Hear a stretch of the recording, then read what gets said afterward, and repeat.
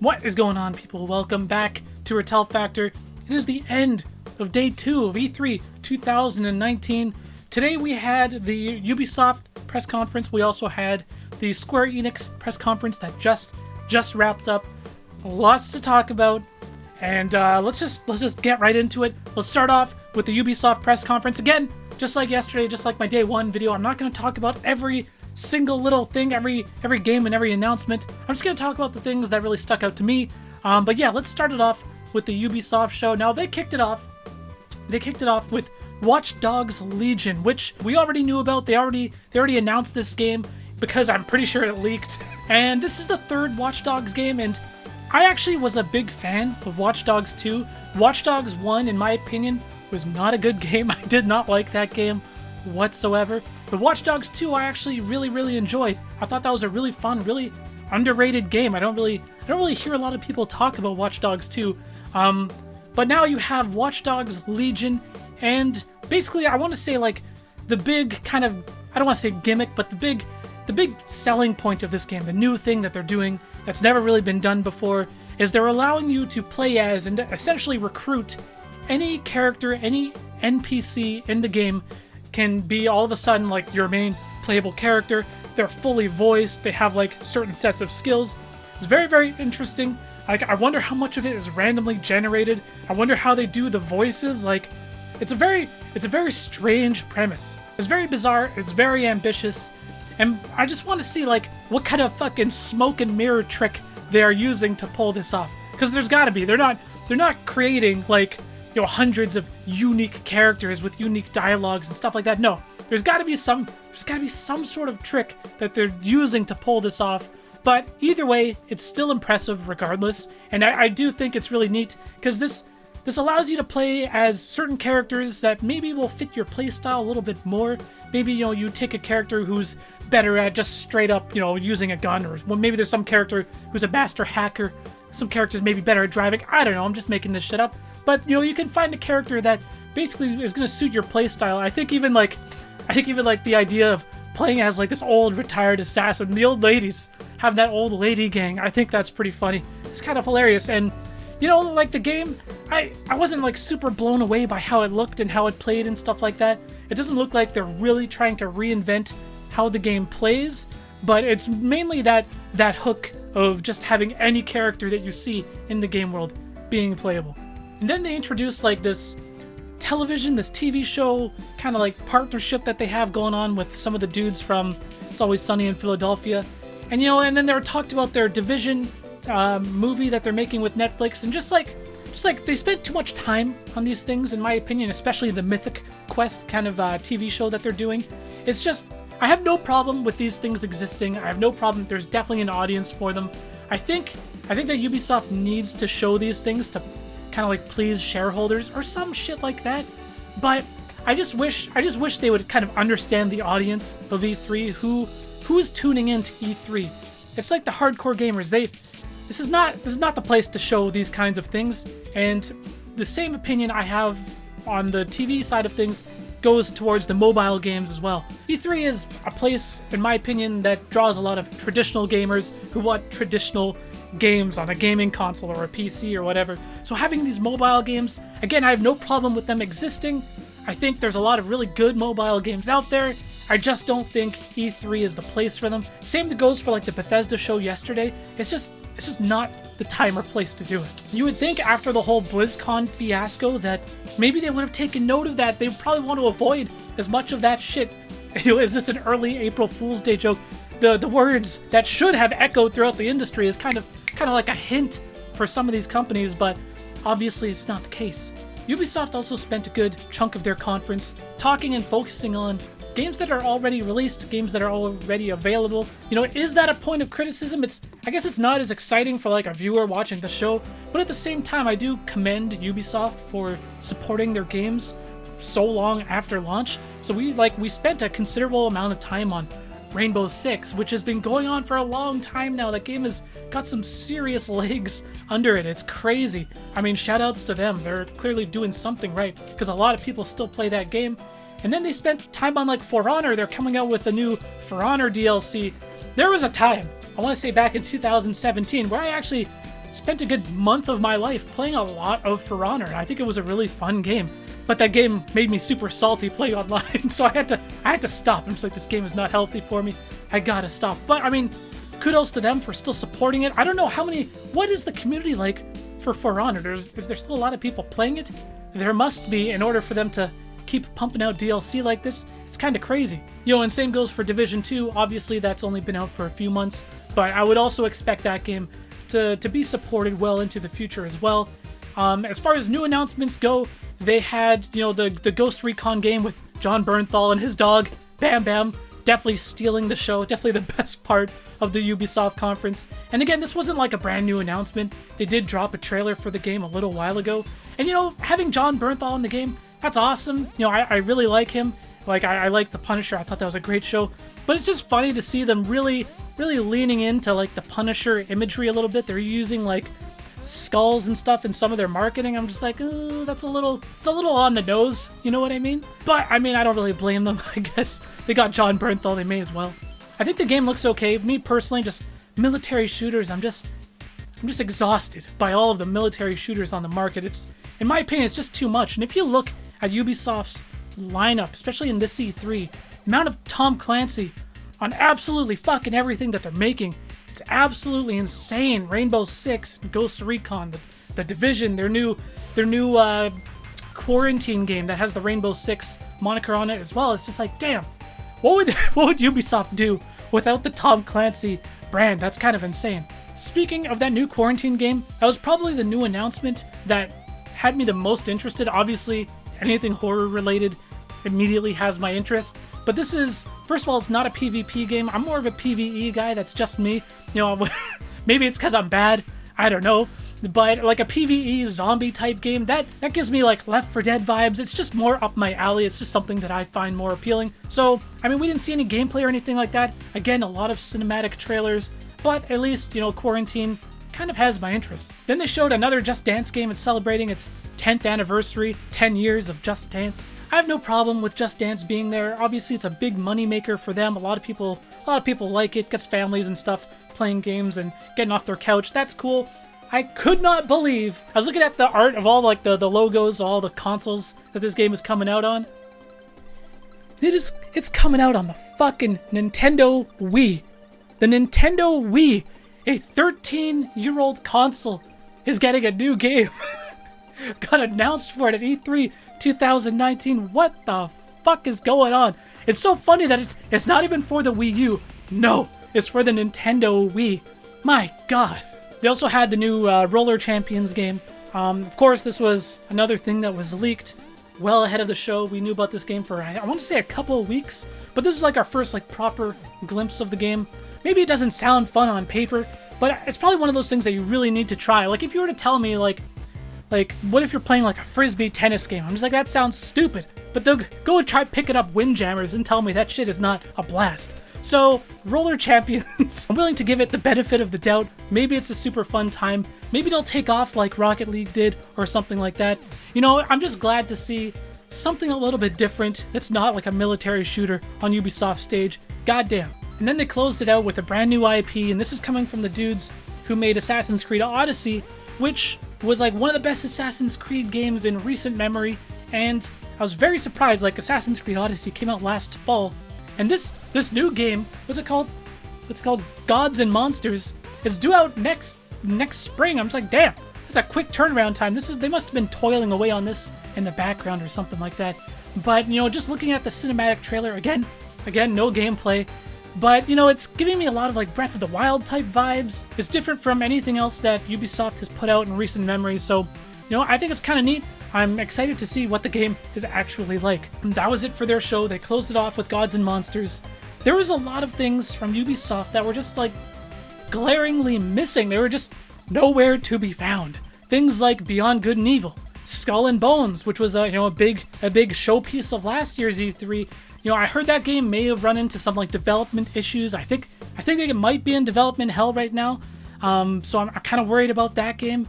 And then also, Splinter Cell's been heavily rumored, and no Splinter Cell. So again, I feel like Ubisoft kind of like purposefully held back this year and didn't didn't kind of lay all their cards out on the table, and they're definitely, probably saving things. Maybe things are getting moved back. Maybe something like Beyond Good and Evil, maybe that's now like a PS5 game. It's really hard to tell at this point.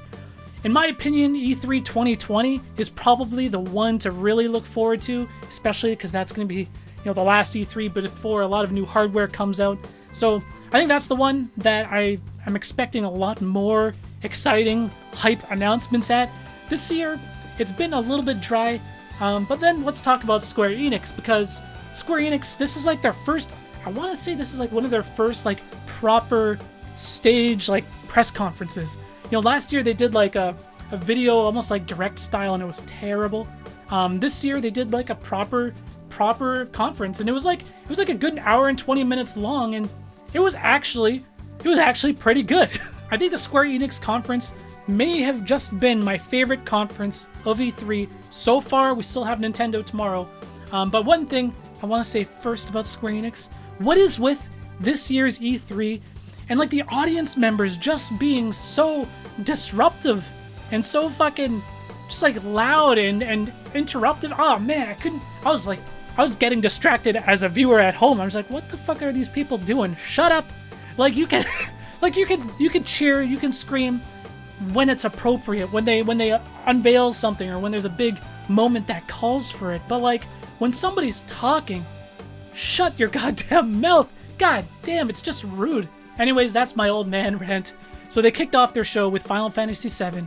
We were all expecting Final Fantasy VII to be heavily on display, and just the day before this conference, actually, they did put out a new trailer over on the Sony YouTube channel, and that announced the release date. We're getting this March 2020, which is, again, not that far away, less than a year, maybe like 9 months away. Next spring, by the way, is just looking insane. Like, you already have like Final Fantasy VII and Cyberpunk 2077.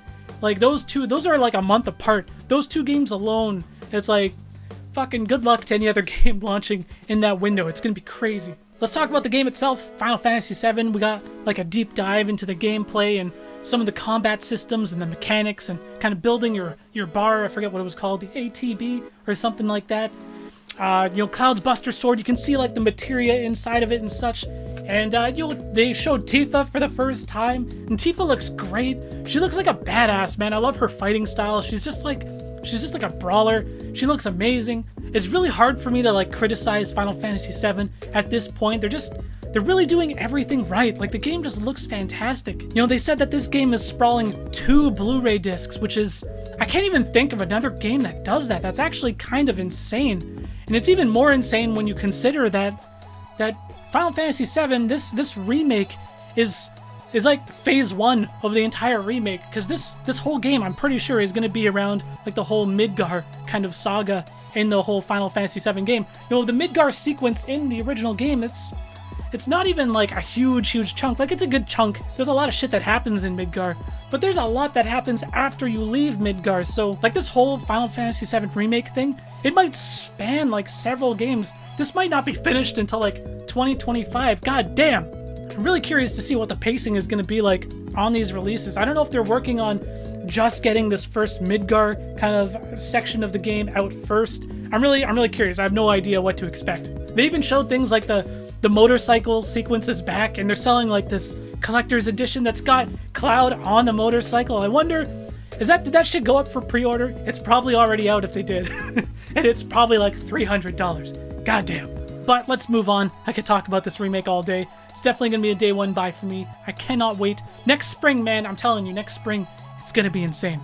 Anyways, after that, Square Enix, they showed Life is Strange. It was such a strange shift in gears in the conference. You went from like the hypeness of Final Fantasy VII to like this much slower pace, much more dramatic Life is Strange 2 trailer that they showed. I never played Life is Strange 1, so I can't speak too much for this, but I mean, it looks interesting. It looks like more Life is Strange. And then came the remasters, and my god, I got a list here. They're doing a lot of remasters, which, you can criticize them for doing a lot of remasters, but they have a crazy catalog.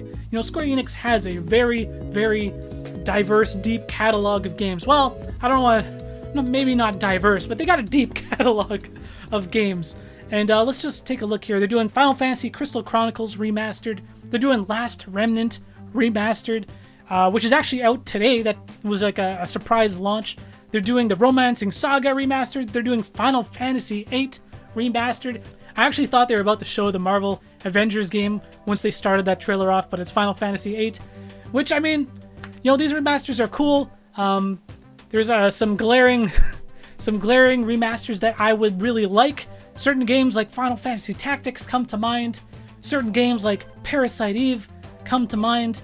You know, these excellent fucking games that are just missing to the annals of time. Then they did an update on a couple Dragon Quest games back-to-back, Builders 2 and the new Dragon Quest XI game, which is actually already out on PS4 and such, but they're releasing it on the Switch. I think that's out in September. Those are looking real cool. I mean, Dragon Quest Builders, like, I heard the first one, it's really good, so I'm sure there's a lot of people looking forward to the sequel. They showed a trailer for some Kingdom Hearts 3 DLC, and I don't know what it is about the Kingdom Hearts trailers. Even when, like, the original game launched, there's something about the sound and the audio with their trailers that it's just like off. I know, there's something missing. Like, literally, I don't even know if they had the voice acting done for this DLC yet, because there was no voiceover whatsoever. There was no sound effects. It was literally just music, and it felt strange. They also showed 0 Disney characters in that Kingdom Hearts trailer. Did you guys notice that?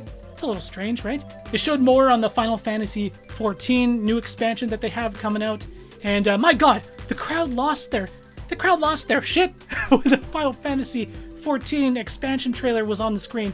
My god, I swear it got just as loud of cheers as like Final Fantasy VII, which is crazy. Then Square Enix also had a mobile game. I think this is a mobile game. What the hell's the name of this thing?